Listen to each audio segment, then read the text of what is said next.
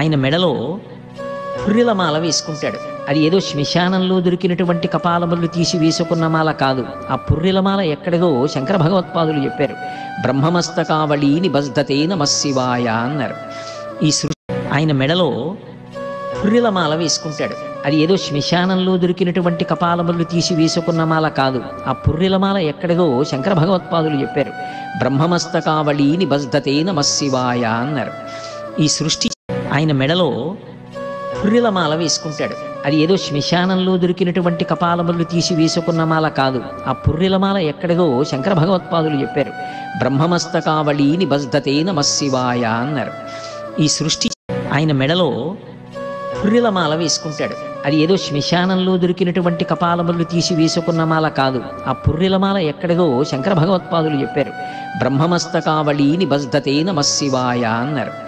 ఈ సృష్టి